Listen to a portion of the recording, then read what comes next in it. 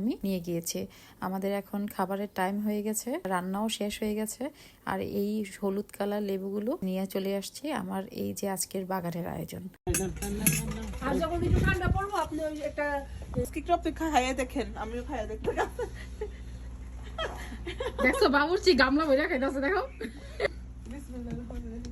জাম্বুরের সাথে ভাত। এটা খাবে নাকি এটা খাবে?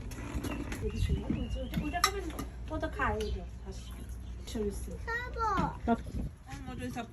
থ্যাংক ইউ, আলু ভাত আনতেছি আমি। নরমান আলু ভাত